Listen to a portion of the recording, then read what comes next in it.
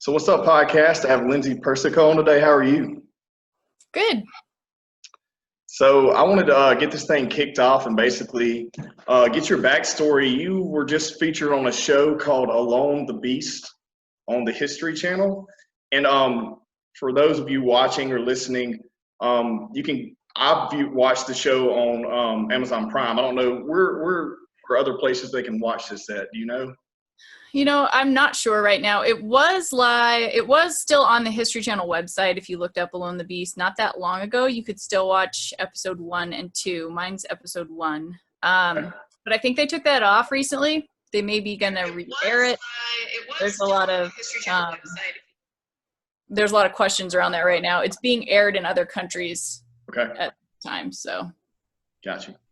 Well, so it's crazy because I found your show. I was actually digging through some of Joe Rogan's content, and I found your show, and so I was like, "Let me check this out." And what's your background? Because on the show, basically, this is a survival series, and they drop you guys out in the Canadian Arctic, basically, and give you an animal and no utensils, no tools, no guns, no knives, and just say, "Here you go. Live here for 30 days and make it."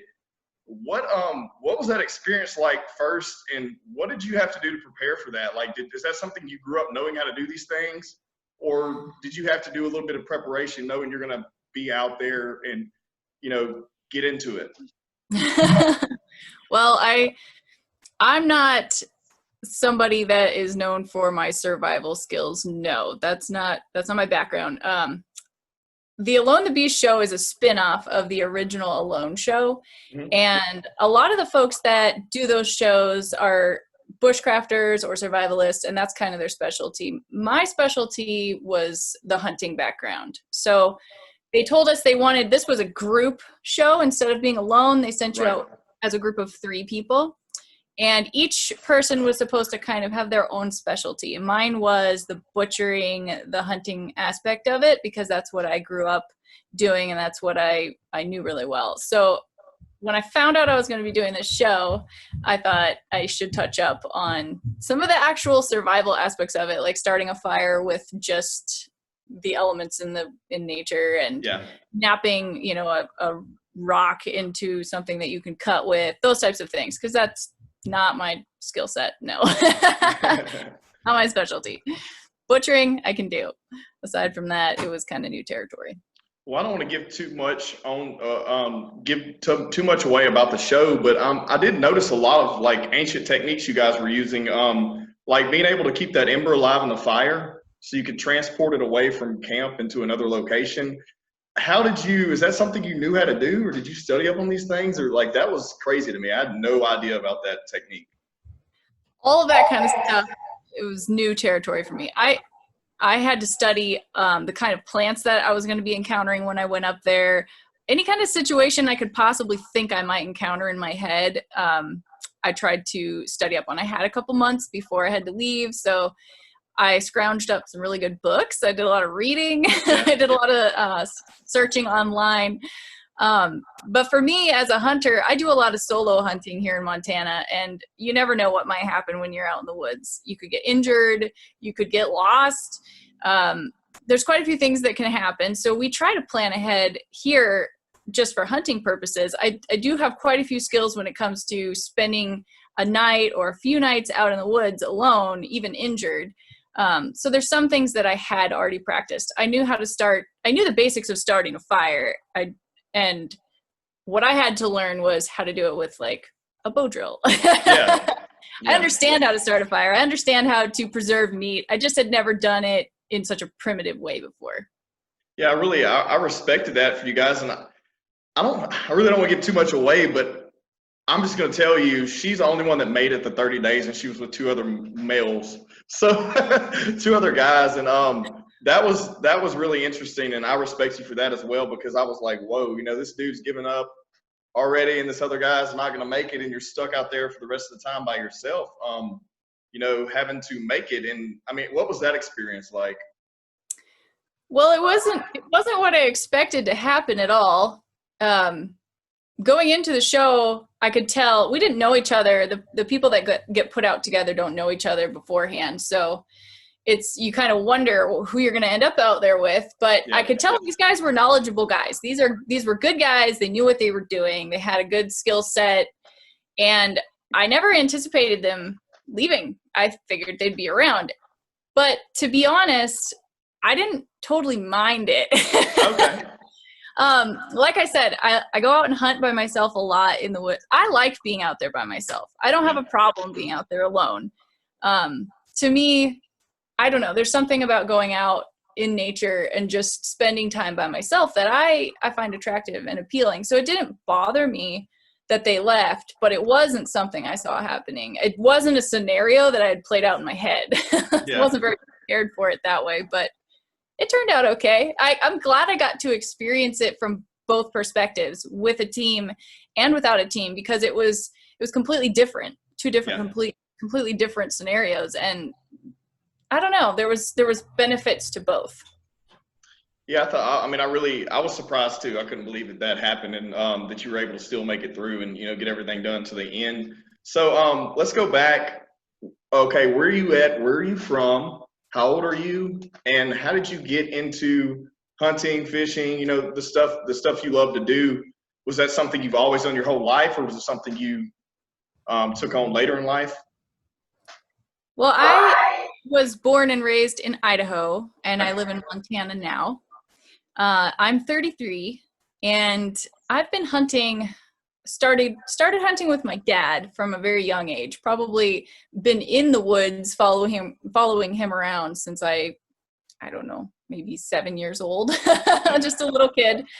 And he's the one who really gave me my love for the outdoors. He took his time to show me what was out there, to show me a wonder of what is out there. Mm-hmm. And that feeling of like, you go out in the woods and you never know what you might encounter. Every trip is different.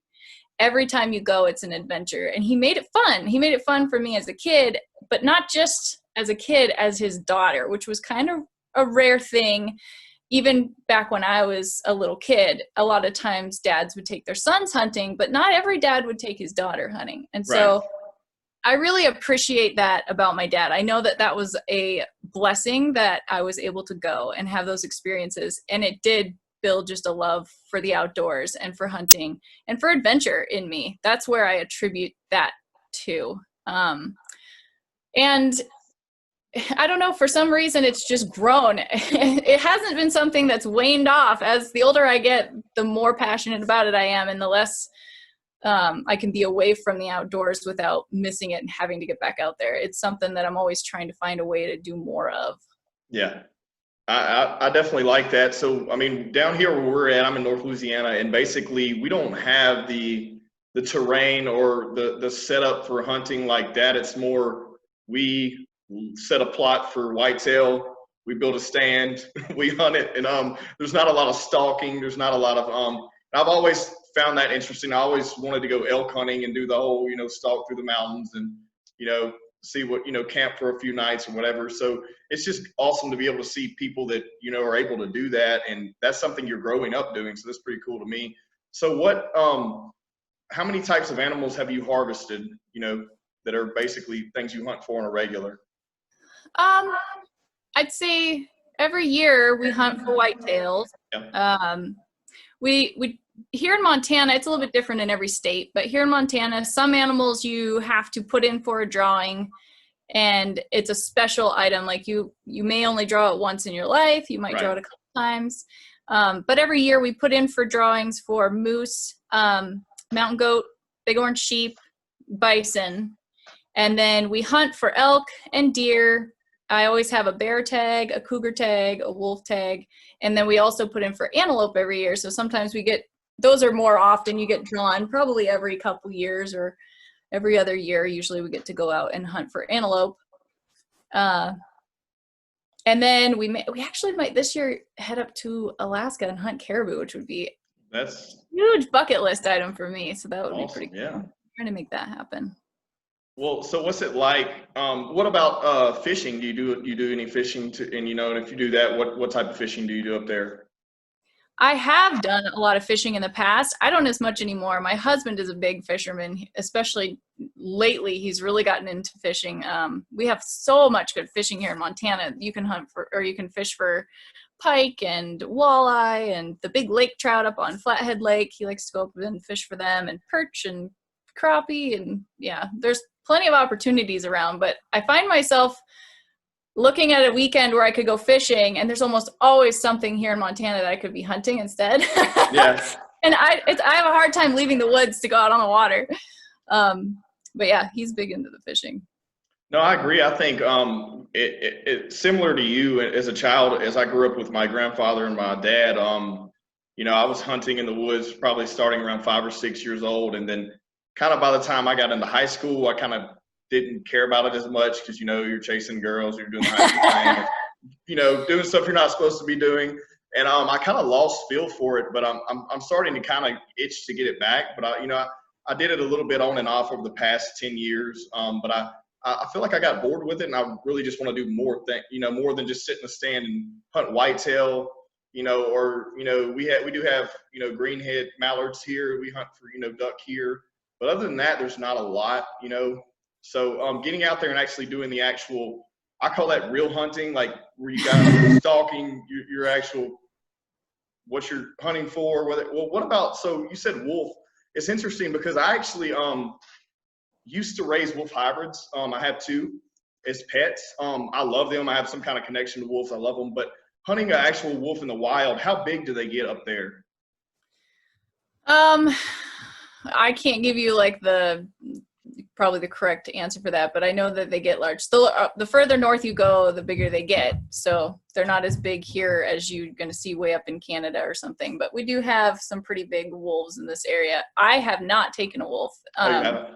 No, I have been hunting them for a few years, but it's a winter. I always save my predator hunting for after big game season is over, because for us, the big game is the biggest priority. We feed our family off of it. So filling our freezers is the top priority for us. And then after big game season is over, it's winter, and predator season goes through the winter for wolves and cougars. And then bear is late in the fall and then early spring.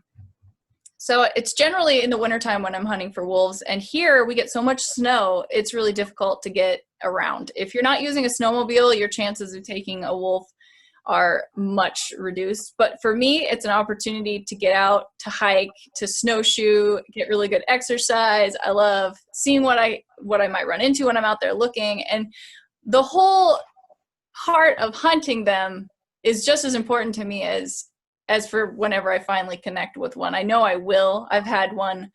I've been out hunting them, hiked for a long ways, was coming back at the end of my hunt, and there were wolf tracks in my tracks where they had been following me.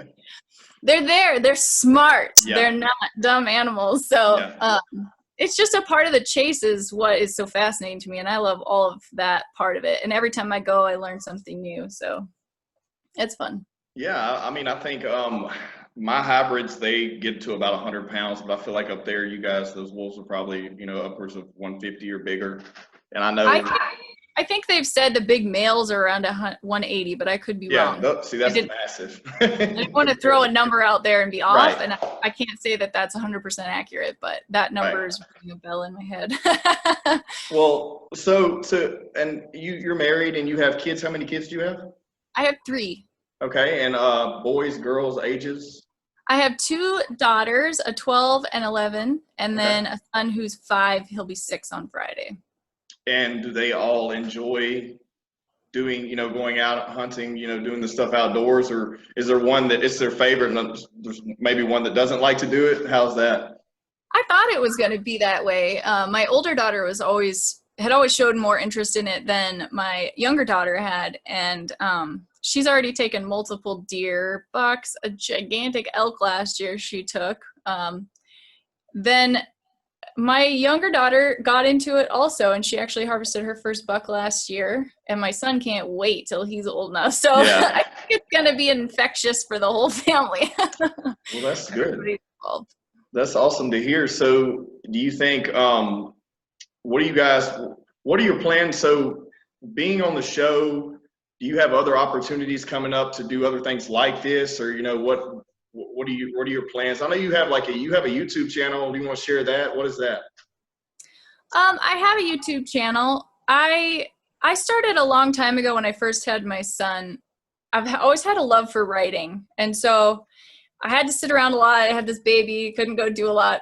Yeah. So I started a blog, a website where I just shared hunting stories and wild game recipes and pretty much whatever's on my mind. It's kind of like a diary.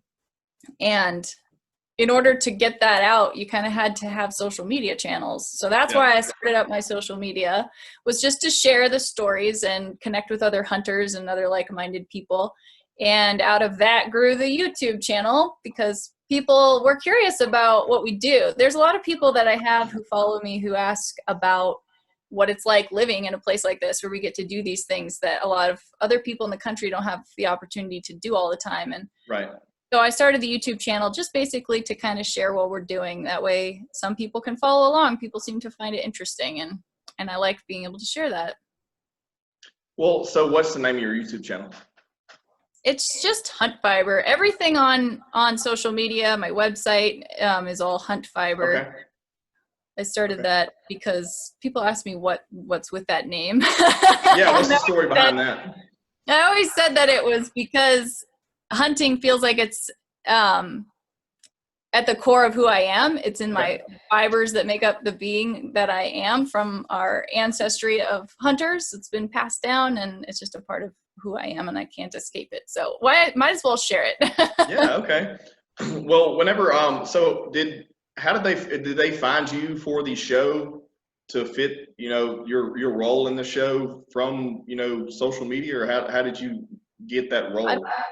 I believe so. It wasn't something that I was pursuing. I'm not, it's funny because I'm on social media a lot and I do things like this, but I'm really not great in the public eye. Like, I don't like being in front of other people. Yeah. So I wasn't seeking that out. That wasn't something in my mind. I'm like, oh, I want to go be on a reality TV show. Definitely not. But when I was presented with the opportunity, I thought, this is something that doesn't come along every day, and I had a feeling I would regret it if I didn't go do it. And I wanted the adventure, and I wanted the experience, and it was not fun, but it's something I'm glad I did. So I agree. I think, going out of your comfort zone and actually doing it, and, just for the experience. So what kind of feedback have you gotten since, you're on the show and people watched it, and the result of you making it through the whole time? I feel like a lot of women may be looking to you for inspiration. How does that work? I have gotten an overwhelmingly positive amount of feedback from it, and everybody has been super supportive, and they have said a lot of things that made me feel like it was kind of an opportunity to showcase what a woman could do if she really set her mind to it. And I hadn't really looked at it as an opportunity to do that going into it. That was kind of just something that came out of it. I guess because I ended up being up there alone, it really pushed the narrative in that direction, and I hadn't foreseen that coming. But even before I did the show, I've always tried to show through my hunting by myself, through some of the things that I do, that it's okay to be bold and go out and do those things and explore and have fun. And you don't have to wait around for somebody to take you. Just go explore, go have that adventure. And I think it's meant a lot more to me than I thought it would, seeing some women be like, hey, because of you, I went out and did this, or I wasn't afraid and I went and had this experience. And I love that. Yeah, because seeing that, and I was hoping that you would say that, because I feel like, hell, I don't even think I can do that. You know what I mean? Like, I don't have all those survival skill sets to know how to do certain things. I mean, I thought it was going back to the show a little bit. I thought it was very interesting that you guys took doing things like this just is amazing to me. Like taking the moose hide and then putting water in it and preserving it and transporting it that way. And you made a weapon. And ended up killing a growl. That was cool, stuff like that. So going to that part, so like when the show's called Alone, and I don't know how you guys perceive this, but everyone always wants to ask this question: what is it like? I know there was some camera crew there, and then you said there was some self-recording. How does that work? So I mean, because a lot of people say, oh, well, that's not real, and I guess the question is, how real is it? Yeah, that's a great question, actually. And that was one of the things going into it that I wasn't sure what to expect, because I didn't know what it was going to be like. And the original Alone show is primarily self-filmed. They don't have a camera crew. We had a combination of a camera crew and self-filming. So some of the time the camera crew would be there, some of the time they wouldn't, and we would have to film ourselves. And it was interesting. It was an interesting dynamic because in a lot of ways you are alone, because you have to do everything yourself. You have to survive as if nobody's there, but there's still bodies there right. At times. So it was a weird feeling. It wasn't like having people with you because they weren't a part of what was happening. Right. It was just kind of almost like you're in a fishbowl. I mean, that makes sense. Even if they are there filming, they're not usually a film crew's not going to be the type of people that's going to be able to actually help you skin a moose and, field dress it and cut quarters off of it and move, and all that. So, I mean, I can only imagine. I mean, you always get that question, with it being, a series and, being a reality show, it's like, hey, how real is this, I would say for people, it's incredibly real. There was nothing that I did that wasn't authentic, and just because somebody was filming it didn't change any of what was there. There was just like having an onlooker watching you do what you had to do. And I think the aspect of being alone has its own element of difficulty because there's a mental side to being alone. And some could say, that having a camera person over there changes that. And in some ways it does, but in some ways it's also an added difficulty because you can't communicate with this person. Right. There may be a frustration, there may be a question, there may be whatever, but this person's not a part of your world. They're just watching you. And that's got its own difficulty to it. So yeah, I mean, like I said, it was hard. It wasn't easy. It was a challenge, and I went into it knowing it was going to be a challenge. I did not go into it expecting it to be easy. I wasn't disappointed, but I look back at it as something I'm glad that I did. Well, saying that, you're talking about being alone. Everyone's been faced with having to the social distance and quarantine, these past few months. And then you actually experienced that before everyone else went through it here lately, but you're doing it in the wilderness, because the people that were with you weren't there long and you ended up being there. So how did that affect you, being there that long by yourself, not having any human interaction, surviving through all this and then coming back to your family? The hardest part of this whole thing was being away from my family and my kids. They're my life. They're like my number one thing in the world. And I knew that was going to be the hardest part for me. Yeah. When I was there, my brain went into this mode that I think must have been what people back in, the days where this was normal life lived. It was a simple place for my mind to be. I was focused on basic human needs. I was focused on my fire, my firewood, my food supply, my shelter. They were simple things. I didn't have to think about what was going on in the politics of the world. I didn't have to think about, my car insurance. I didn't have to think about, there's all this stuff that our brains have to keep organized. And I didn't have any of that up there. And my brain went to this super simple place. And in some ways it was really nice. I didn't realize how much it had affected my mind until I left, till I was done with the show, and I got pulled out and I got thrown into a hotel room to wait for a flight home. Then all of a sudden I realized, because my brain switched back on. Yeah. It was like going from a couple centuries ago to now, and I did not sleep for 3 solid days. Really?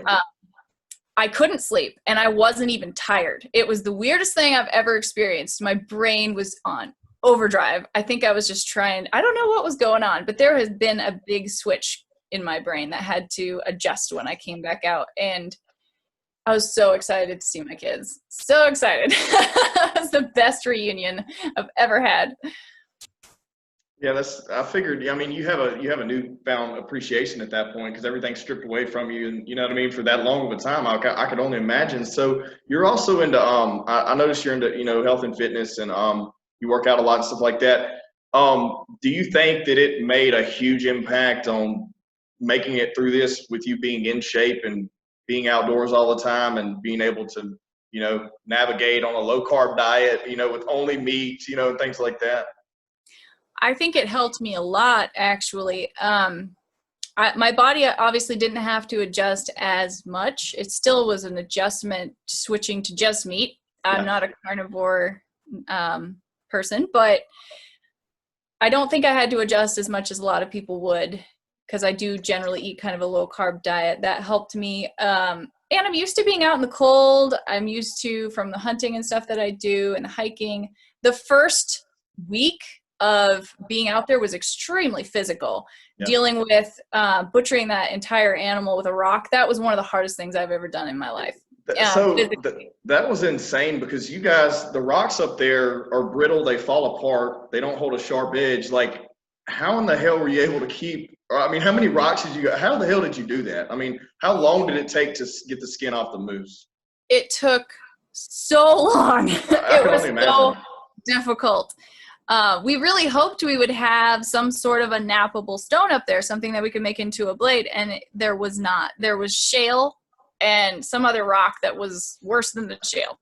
So basically we would just take a shale piece and try to get a decent edge on it, and you'd go 15, maybe 20 hard cuts to get a quarter of an inch. It took an entire day of daylight to finish just getting the moose skinned. And by the time I was done, my hands and my wrists hurt so bad. The next week, my wrist was swollen. It wouldn't work quite right. Everything was just a wreck from spending so much time doing that. It was so difficult to do. It was actually one of the things I feel the most accomplished about having completed up there. It felt like such an accomplishment when it was done. Honestly, when I've been telling people about the show, I'm like, that's the most impressive thing to me because you have a newfound appreciation for that skinning knife, that you have at the house, because it's that was insane to me. Taking a dull rock and actually, and that hides a lot thicker than like a whitetail, so that is insane. And then being able to, you guys had to basically it was just you and the other fella that were able to you had to quarter everything, transport I mean, how much, once you field dress a moose, how much did that weigh?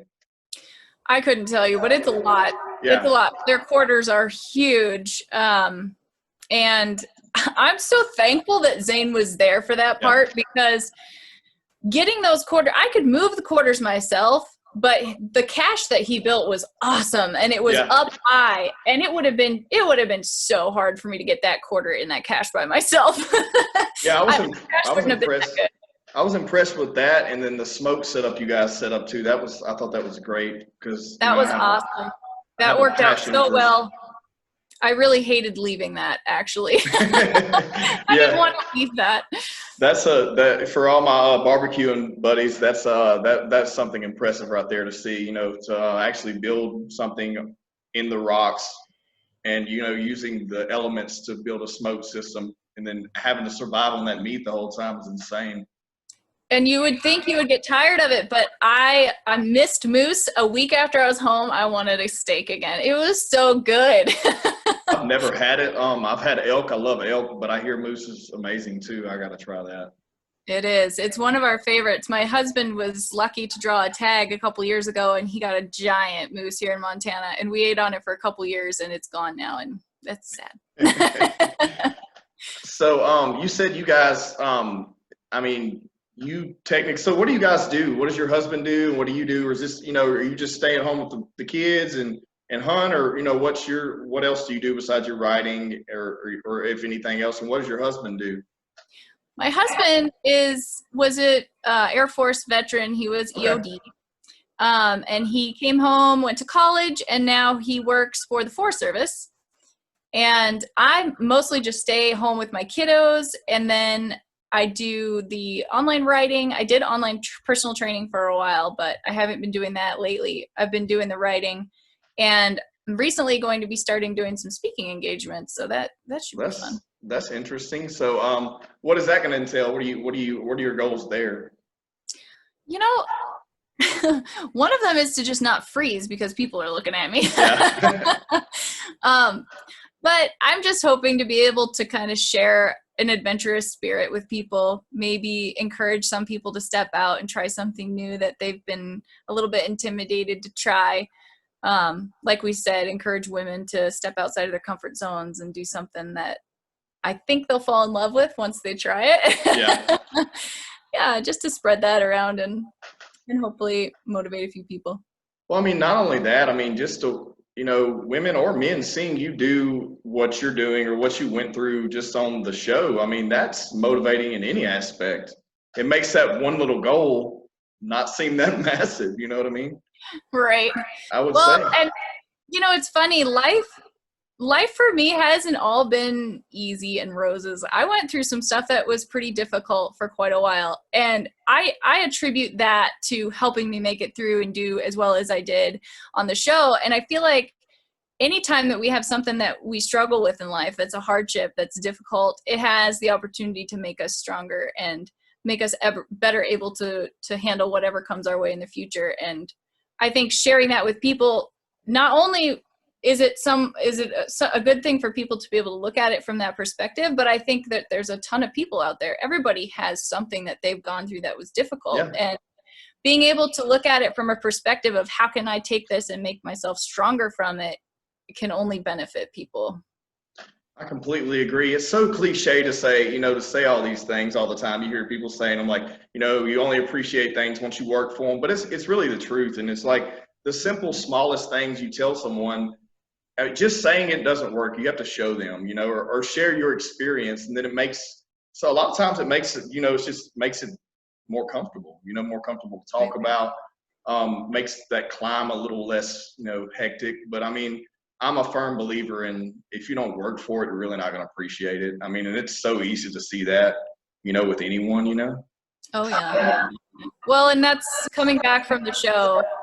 The things that I did, like skinning the moose with the rock, the things that were really, really hard are what I look back on and appreciate the most about it. There was one thing that I didn't work for at all that I super appreciate, though. And that was getting to see the Northern Lights.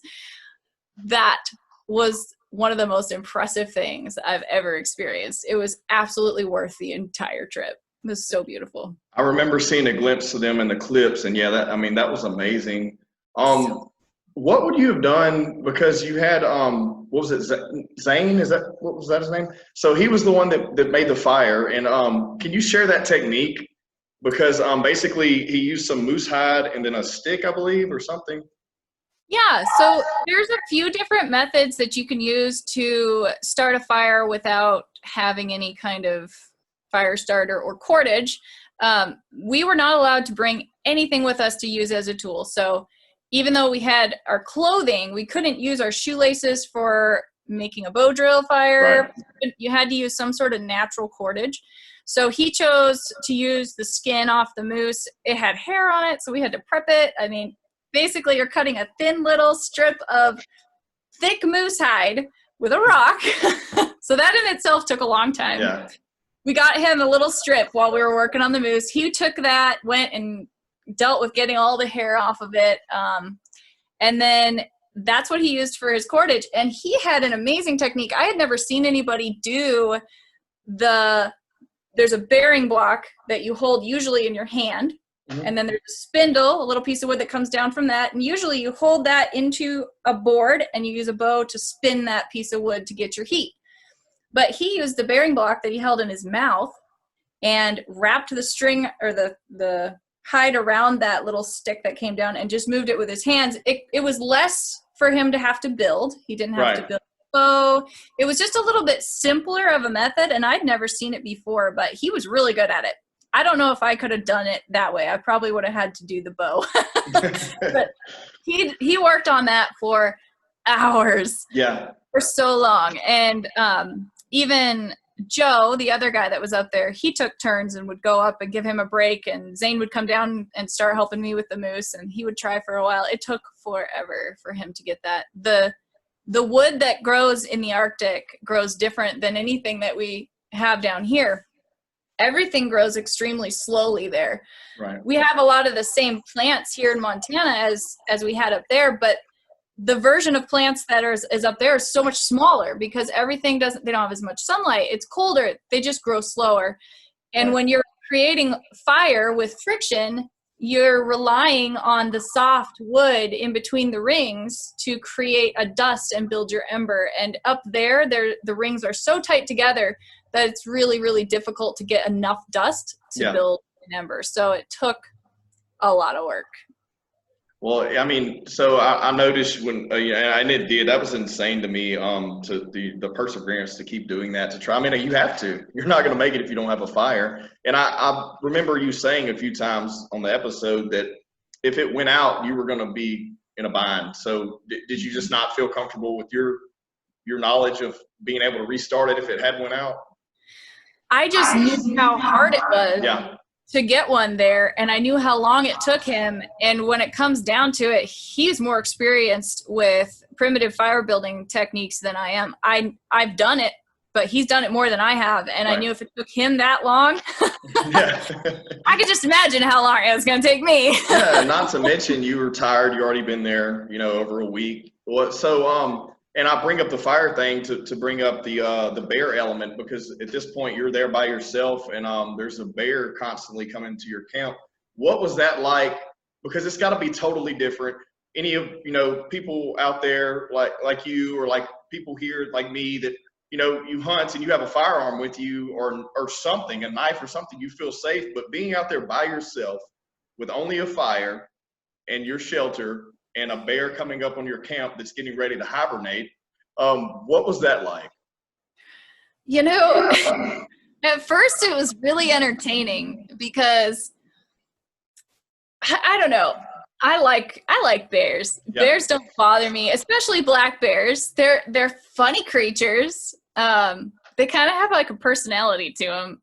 And this bear at first acted like I was used to bears acting. I'm used to bears wanting food. Obviously, a carcass is like a dinner bell for them. They're just excited about that. That's a resource. And like you said, he was getting ready to hibernate, so he was trying to eat as much as he could.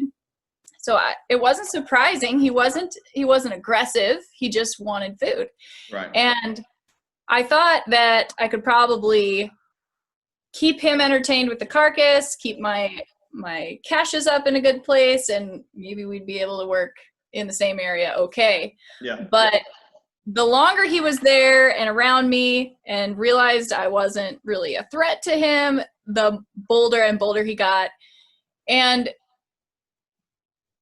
none of it bothered me until that night when I woke up and he was just laying on the other side of my fire like he was my dog. And I thought, gee, if he's going to be this comfortable, he might as well just come in here and keep me warm. Yeah. He was way too comfortable, too familiar, and obviously did not feel threatened by me as a human anymore. And that's where it gets a little bit dangerous, I think, with the potential for him feeling like my meat was now his and I was a threat to him. Yeah. That could have ended in a bad altercation. So that's why I decided to leave when I did. He never got aggressive. He just got really comfortable. Yeah. Too comfortable. Yeah, and I mean, you're running on, you have your food, and, if he gets that, no matter if he's, aggressive towards you, but if he gets your food, you're screwed too. I mean, And so. He did. He came in and he ate a lot of my fat pile, which was really a bummer because that's what I needed up there to keep my losing too much weight. You lose a lot of weight, even though you have all this meat there. You would think with a moose that you'd have enough food to where you could keep yourself from losing weight, but it's not the case. Your body can only process so much protein every day, and when you're cold and you're working hard, you can't eat enough to keep yourself from losing weight. I was losing almost a pound a day. So how much weight did you lose from day one to when you come back? Did you weigh yourself when you got back, or was this kind of a I did. guess? I'd lost almost 25 pounds. Crazy. Yeah, it was. And weird. you don't have. It doesn't look like you have that much weight to lose, and be healthy. I didn't have a ton of extra weight. No. Right. And a lot of it's weird. As soon as you eat some salt, you get quite a bit back, because a lot of that, when you have no salt in your diet, your body is not the same. Right. So as soon as I got a little salt in my body, some of that came back, which was great. But I had lost a lot of weight, and it did kind of screw a little bit mentally with me with food for a little while. Of course. It was interesting coming back to eating. You had to be careful what you ate for a while, but yeah, it was an interesting challenge. Well, that's just doing that, in itself, changing not only having to live in the elements, not only having to clean the moose, with a dull rock, fight off bears all, the whole time, but having to have such a restricted diet, and mentally it just messes with you. In the past, I used to fight mixed martial arts, and cutting a lot of weight is mentally grueling. That most fighters will tell you that is the hardest part, is the weight cut. And then, just makes you not want to do anything, just mentally depletes you. It physically depletes you. And, you definitely went through that. Not only that, but but I guess you never had limited water source though. You had plenty of water the whole time, or you didn't? I had plenty of water. I did. Okay. Yep. You could drink right out of the lake. It was good water. It was so good. Yeah, I noticed that. That's insane to me. That's crazy because, around here, it has to be moving and clear to drink. So what was that experience like? It was good. It was cold. Yeah. The water was starting to freeze when I was there towards the end. And even at the beginning, it was so cold. And quite a bit of a hike to go get water. So I had to really think ahead every day and plan drink times where I would stop whatever I was working on and go drink, because if I hadn't done that, I would easily become dehydrated. There was a day where I got dehydrated. I got a horrible headache the entire day, and I just had to pretty much spend that day getting myself rehydrated, and it was miserable. But yeah, water was available. I had to make sure I went and got it. And when you're using your hand, it's difficult to drink enough because I had no cup. I had nothing, to drink out of. But I ended up finding this little burl on the side of a stump that was kind of like I used it to feed Joe some tea. I ended up using that to drink, which was great because my hand didn't have to get wet. My hand wasn't freezing then. So that saved me a lot. I could sit there and drink water longer because my hand wasn't frozen. Right. That was a big asset. Just a little thing like that can make a big difference. Well, so you mentioned Joe, and he was the one who he got sick on the show. So for you guys who are watching or listening, basically you guys had to create a remedy, like a tea out of what did you use for that? We used rose hips primarily. Okay. Rose hip tea. Yeah. Is that something I've never heard of it? Is that something you already knew about, or one of you guys knew about? Yeah, it's used as a natural remedy. Rose hips are used as a way to get a few minerals, vitamins, some nutrients, that aren't available in the moose meat. Obviously, there was a few things around like that right at the beginning, and then most of that got covered by snow. It wasn't really available anymore, but we tried to use it while it was there. Yeah. And he ended up, I guess he was already sick at that point. I mean, that was probably a little too late for that to do much, it seemed like. Yeah, Joe was from Nevada. He was from the desert. And I think that cold climate, and it was rough on him. He was the older of all of us, and it was just a little harder on him. Yeah. I mean, it's got to be, that climate change, and you're a little closer to that area than both of those guys. One, you said he was from Nevada, and then Zane was from Colorado. Yeah. So what would you have to say, I guess, what's your motivation to continue to do what you do as far as, you said you wanted to start speaking a little bit. What would be some things you would say to, whether it be male or female, if they had something they wanted to do, but they were a bit hesitant because they didn't think they were going to make it, what would be some of your suggestions for them? For me in life and especially on that show, I've had something that's really stuck with me ever since I was a young person. I had a mentor growing up who really invested a lot in me. And at a turning point in my life where I was trying to make an important decision, I asked for his advice, and he told me something that I'll never forget. And I've lived by, and it's really helped me a lot. He told me that you have to do the things in life that you would regret not doing. And when I look at a situation and I'm trying to decide what to do, when I think about that, it generally solves the problem for me. I can look at it and I can know this is what I have to do. And when I was up there in the Arctic, it didn't matter what I came upon. I knew that I would regret leaving that place. I knew I'd regret not doing it in the first place, and I knew I would regret it if I went home. So to me, that was no longer an option. I knew what it was I had to do, and that decision had already been made in my mind. So from that point, it was just doing what it took to accomplish it. It wasn't, am I going to do this or not? Yeah. When you take out that option from the equation, then it's just plug away at the steps to accomplish it. Yeah. And I think that's one of the biggest things that we can that I've taken away from the whole thing. When I look at a situation that comes up that might be scary or difficult or whatever, if I know that I'd regret it if I didn't do it, then I just got to plow forward and make it happen. Whatever it takes. I completely agree. I think that, so many people live their lives and it's full of regret. Like if you were to sit down with someone who may be in a nursing home now who's 80 or 90 years old and you ask them what they regret, I guarantee you they have a long list of things that they didn't do. And the more spoiled we get in society now, it's like we are scared to do things that take us out of our comfort zone because everything is so at ease for us now. Everything is, we have access to everything. We have access to people like I'm talking to you now across the United States.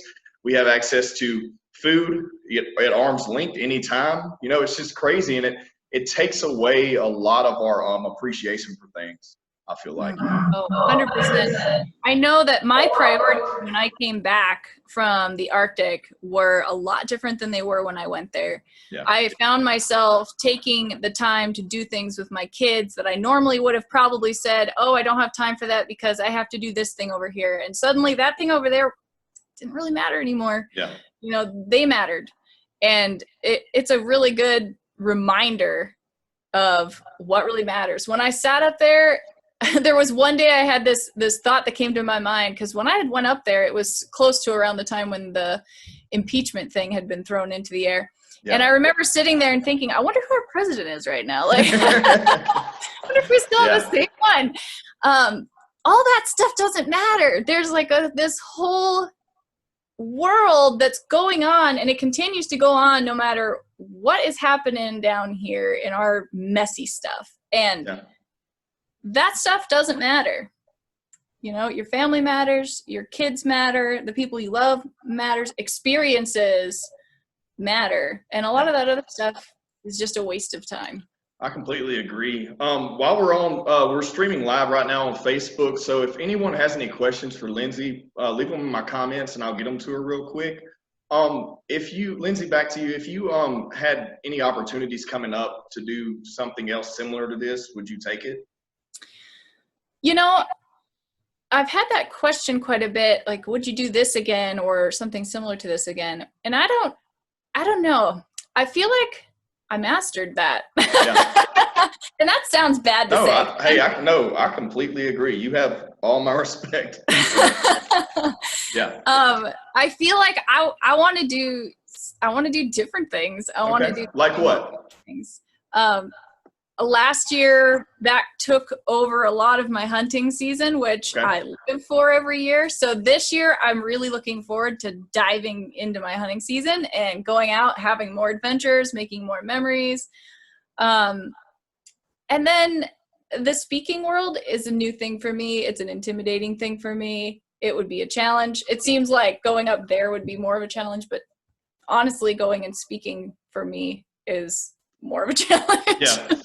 So stepping into that world is something that, you know, I'm looking at as an obstacle that I want to cross. And but I'm also not, I'll never say never. I don't know what's going to come up, but I'm somebody that's going to look at whatever gets handed to me or presented to me, and with an open mind. And, you know, I'm not afraid to step into something that I maybe haven't even thought of yet. I think I like that. The speaking thing, believe it or not, that was something that was very hard for me about 3 or 4 years ago. I come up in an industry which was oil and gas related, and that's what I did for a living for almost 10 years. And I didn't have a lot of engagement in front of crowds of people. You know, it was just working with the people on the rigs and locations and then back to the office. I just had a question come in. I'm going to give it to you in just a second. But basically, the one thing I can tell you that helped me the most, because I do a lot of, you know, things like this now, and I speak to, you know, people all the time in networking groups and events, is you typically, if someone's asking you to do it, you know more than everyone else out there you're talking to. And to be honest, it helps. That's what always helped me. It's not the imagine that everyone there's naked thing. That does not work. People have always said that, and that's not something I've ever tried, but it's the always knowing that when I stand up to talk normally, I'm the only person in that room that knows about the topic I'm giving, you know, and it's not as intimidating at that point. I just had a question come in. Andrew Elston, he said, tell us about the elk behind you. Do you hunt public lands there, or? This one? There's a lot of them here. I'll give you a nice. The ones on the wall are my husband's and mine. We do the European mounts on the skulls. So you see the white, cleaned off skull. My husband and I do that for friends and family and whatnot. And this is a friend's bull. Okay. So I think it was actually featured on a Randy Newberg episode. If you ever watch his show, Fresh Tracks or something, it was on one of those. Do you guys hunt public land up there, or do you have your own leases, or how does that work? We have over the years hunted a combination.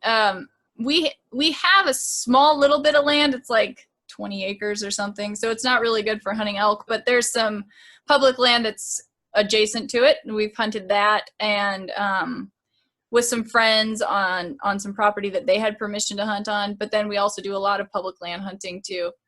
This year is going to be pretty much all public land hunting, which will involve a little bit more hiking and staying back in the backcountry, which will be a lot of fun. We're looking forward to that.